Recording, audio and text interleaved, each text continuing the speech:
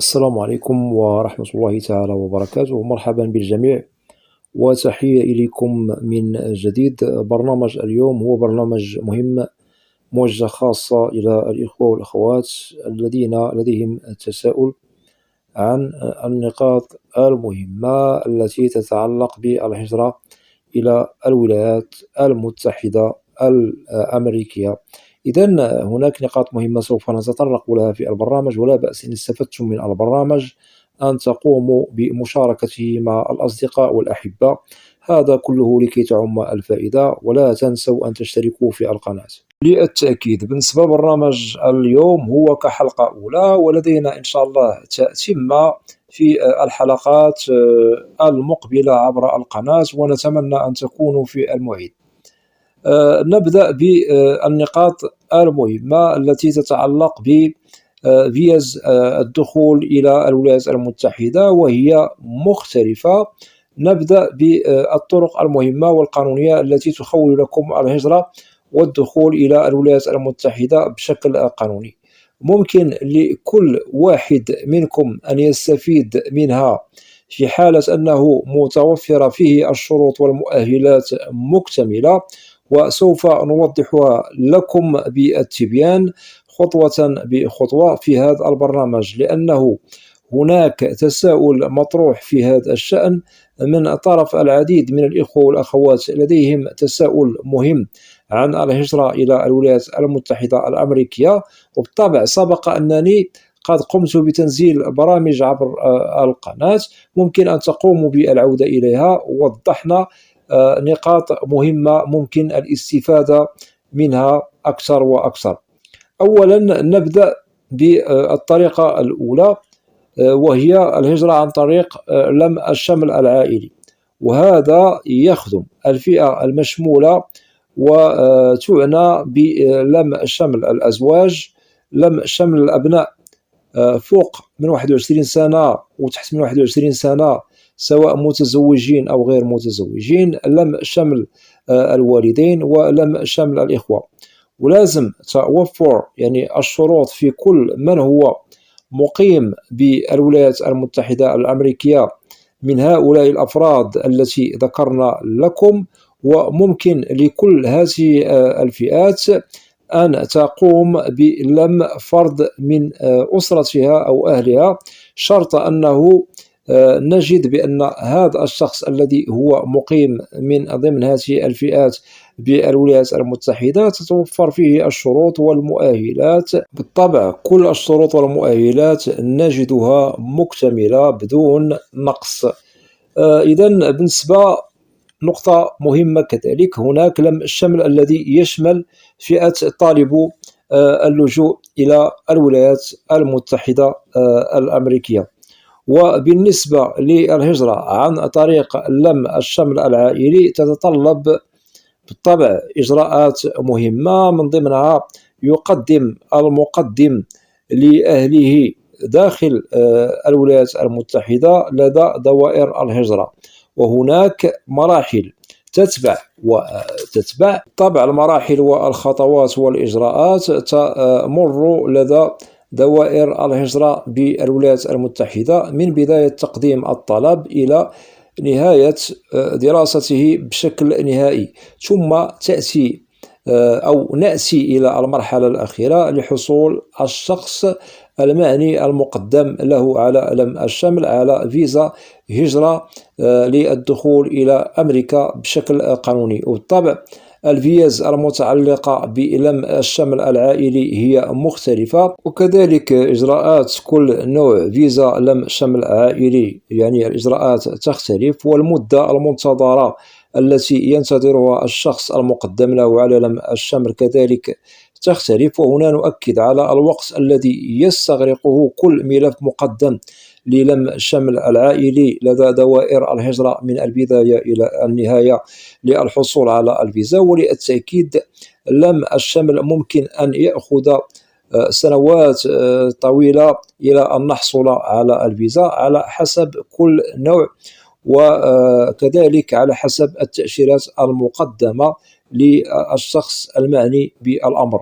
وبالطبع عندما إن شاء الله يتحصل الشخص المقدم له على لم الشمل على فيزا دخول إلى الولايات المتحدة، ممكن أنه سوف يستفيد من الحصول على البطاقة الخضراء أو ما يسمى بالجرين كارد، وتخول له الإقامة الدائمة.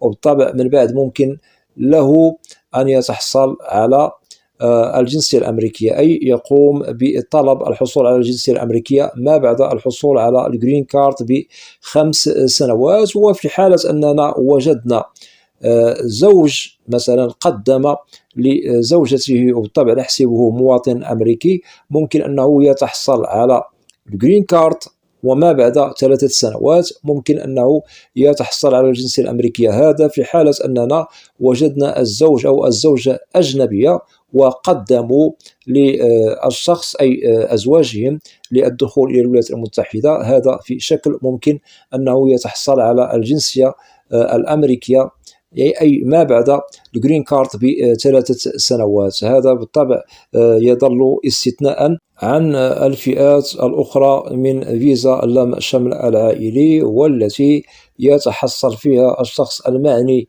بلم شمل بالحصول على الجنسية الأمريكية ما بعد الجرين كارد ب5 سنوات. إذا بعدما وضحنا الطريقة الأولى للدخول إلى الولايات المتحدة الأمريكية، ننتقل إلى الطريقة الثانية، وهي الهجرة عن طريق القرعة العشوائية الأمريكية. للمعلومة وللتأكيد والتعريف، هنا بالنسبة للقرعة العشوائية الأمريكية هي عبارة عن برنامج لوتري أمريكي موضوع من طرف الولايات المتحدة الأمريكية لأجل استقطاب فئة من المهاجرين المعنيين بالفوز بالقرعة. وبالطبع في حالة أن المقدم فاز باللوتري أو القرعة العشوائية الأمريكية وأتمم الإجراءات إلى النهاية يعني بسلام وتحصل على الفيزا، فهنا نحسبه قد تحصل على فيزا هجرة أمريكية التي تخول له الدخول بشكل قانوني إلى أمريكا والحصول من بعد على الإقامة الدائمة، وتعنى بالجرين كارد، ومن بعد ممكن ما بعد 5 سنوات الحصول على الجنسية الأمريكية. وكذلك سوف يستفيد المعني بهذه الفيزا أي فيزا القرعة بجميع الحقوق المهمة، مثلا يتمتع بالتأمين الصحي والاستفادة من فرص العمل المتنوعة، وكذلك يستفيد من الدراسة والتكوين إلى غير ذلك من المستحقات المهمة التي يبحث عليها كل مهاجر. وسوف يطرح التساؤل عن كيفية التقديم على القرعة الأمريكية، وهل مسموح لكل أن يقوموا بالتسجيل فيها؟ هنا نؤكد يجب توفر يعني هذا الشخص المقدم على القرعة على شهادة بكالوريا أو ثانوية عامة أو ما يعادلها. للتأكيد نجد مثلا المقدم على القرعة العشوائية الأمريكية لديه 2 خبرة في مهنة في ال5 سنوات الأخيرة، ويشترط أن نجد هذه المهنة مقبولة ومجدولة من ضمن المهن المقبولة في الحصول على فيزا القرعة الأمريكية. ويشترط بالطبع العمر أن نجده فوق من 18 سنة، ليس تحت من 18 سنة. وكذلك ممكن أننا سوف نجد المقدم على القرعة متزوج أو عازب، لديك أبناء أو ليس لديك أبناء، هذا لا يمنع.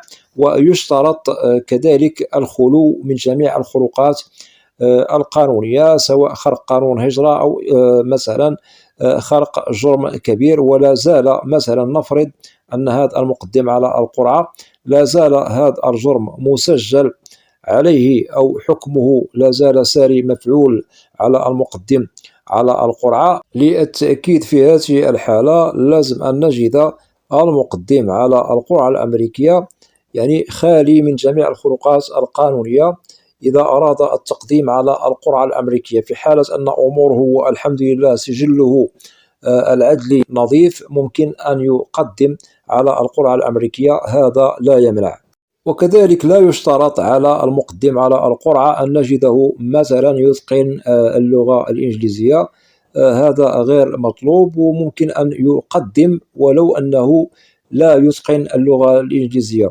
وكذلك بالنسبة للتقديم على القرعة هو مجاني إلا في حالة أنه هذا المقدم على القرعة ليس لديه معرفة عن كيفية التقديم على القرعة الأمريكية. بالطبع هنا ننصح بأن يلجأ إلى مكتب متخصص في التقديم على القرعة العشوائية الأمريكية، وسوف تدفع له مبلغا على أدائه لكم لهذه الخدمة، وبالطبع هو الذي سوف يقوم بتسجيلكم في هذه القرعة. وهناك تساؤل كذلك يطرح عن متى التقديم عليها. بالطبع نقدم على القرعة الأمريكية دوما في كل سنة مرة واحدة في شهر أكتوبر، إلى أن نصل إلى الشهر الذي يلي شهر أكتوبر.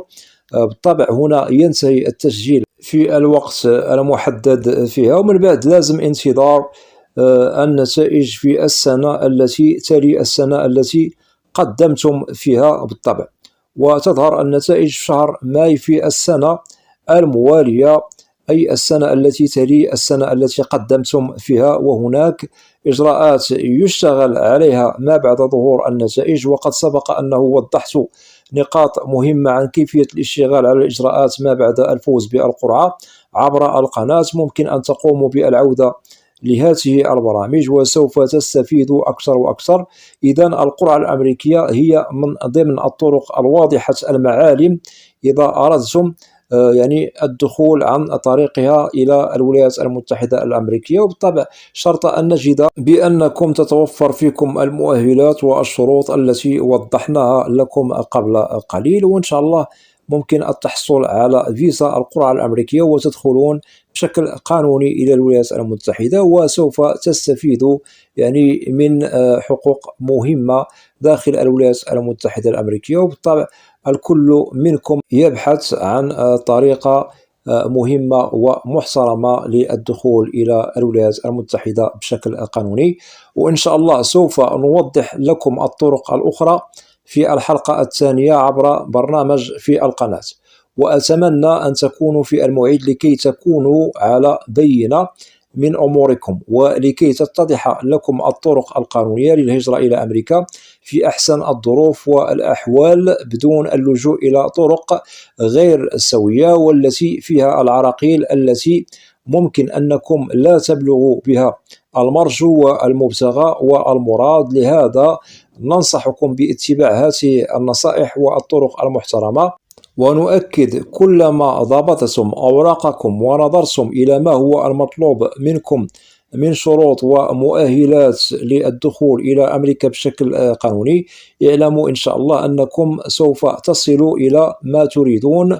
ممكن تقدموا على أنواع مختلفة من فيزا دخول إلى أمريكا بشكل قانوني ومحترم، وسوف تسهل على أنفسكم المراحل والخطوات في أفضل الظروف والأحوال لكي تتحصلوا على فيزا دخول إلى أمريكا بشكل يعني محترم. وبالطبع عند الحصول على فيزا دخول بشكل قانوني هنا سوف تجدوا بأن الإقامة الدائمة هي ثمار والنتائج الحسنة التي يبحث عنها كل منكم، وهذا هو المبتغى والمراد بالطبع، ولازم الاشتغال عليه بضوابط. وإن شاء الله نتمنى لكم جميعا التوفيق في المستقبل القريب، وبالله التوفيق. وأتمنى إن شاء الله أن تتابعوا الحلقة الثانية من البرنامج الذي سوف أقوم بتنزيله عبر القناة. وأتمنى من الإخوة والأخوات الذين لا زالوا لم يشتركوا في القناة أدعوكم للاشتراك في القناة وتفعيل زر الجرس ليصل إليكم كل جديد. ولا تنسوا أن تدعمونا دائما بلايك لكي نصل إلى أكبر نسبة من المشاهدة. وبالنسبة للقناة محتواها كامل وشامل عن الهجرة والمهاجر إلى الولايات المتحدة الأمريكية بشكل عام وكتعريف. وإذا لديكم أسئلة ممكن طرحها كتعاليق عبر القناة، وسوف تجدوا الإجابة عبر البرنامج المعروف بالقناة برنامج أسئلة وأجوبة، لأنني لا أستثني منكم أحدا. وأود أن أشكر جزيل الشكر كل الإخوة والأخوات الذين يقومون بوضع تعاليق محترمة بالقناة. مرحب بكم جميعا بأسمائكم، وإلى لقاء قريب بإذن الله، والسلام عليكم ورحمة الله تعالى وبركاته.